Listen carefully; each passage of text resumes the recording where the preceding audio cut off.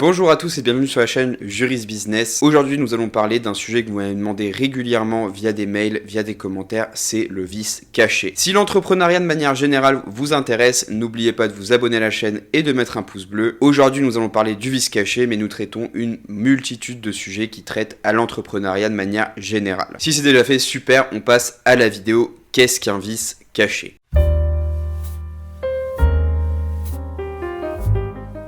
Un vice caché, c'est un défaut qui va rendre une chose impropre à l'usage pour lequel on a acheté cette chose. Pour faire jouer ce qu'on appelle la garantie des vices cachés, il va falloir satisfaire un certain nombre de conditions. Première condition, comme son nom l'indique, le vice doit être caché. Ça veut dire qu'il ne doit pas être apparent. Si une expertise ou le démontage de la chose vient confirmer qu'il y a un vice dedans, celui-ci va être considéré comme caché puisqu'il n'est pas visible de l'extérieur. D'autant plus si c'est un expert qui vient vous dire que la chose est viciée puisque il faut un avis quand même d'expert et nous on est tous profanes vis-à-vis par exemple d'une voiture. Pour faire jouer cette garantie de vice caché, ce vice doit rendre le bien impropre à l'usage auquel on le destine ou vraiment venir diminuer très fortement son usage. Et enfin, ce vice doit exister au moment de l'achat. Ça veut dire que si le problème apparaît après l'achat, ce n'est plus un vice caché. Puisque vous l'avez acheté en l'état, le bien était propre à l'usage auquel vous le destiniez, donc il n'y aurait pas forcément de vice caché.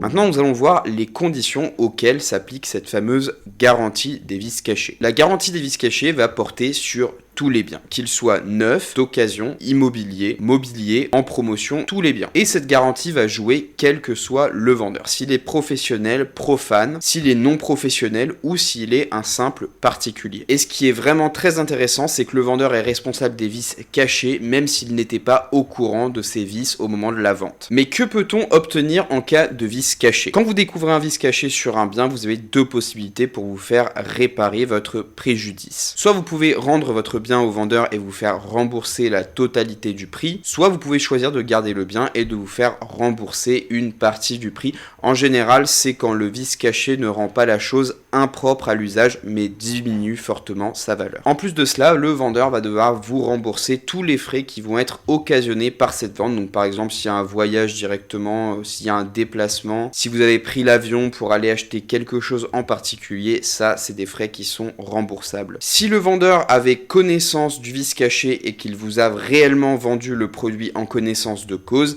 vous pouvez aller directement rester en justice et réclamer des dommages et intérêts. Je rappelle que vous avez un délai de 2 ans qui court à partir de la découverte du vice caché pour rapporter le bien au vendeur et mettre en place toutes les actions que vous jugerez nécessaires en fonction évidemment de la situation donnée. Cette notification doit se faire par courrier et de préférence avec accusé de réception pour vraiment avoir preuve de la notification. Enfin, nous allons voir comment mettre en œuvre cette fameuse garantie des vices cachés. Contrairement à ce qui est prévu par la garantie légale de conformité, la garantie des vices cachés est différente. C'est à vous de rapporter le caractère caché du vice. Vous devez prouver l'existence d'un vice caché. Et en général, ces vices cachés sont prouvés par des experts. C'est eux qui vont pouvoir vraiment appuyer et testifier que le vice était bien présent au moment de l'achat. Donc avant d'entreprendre quoi que ce soit, si vous êtes sur un bien immobilier, par exemple sur une voiture ou sur un gros investissement, je vous conseille quand même de passer par un expert. Je vous rappelle que ce sont des frais qui vont être remboursables par le vendeur dès lors que le vice caché est prouvé et qu'il était présent lors de l'achat. Donc dans un premier temps, vous devez vraiment vous appuyer sur tous les éléments qui sont susceptibles de constituer une preuve. Un devis,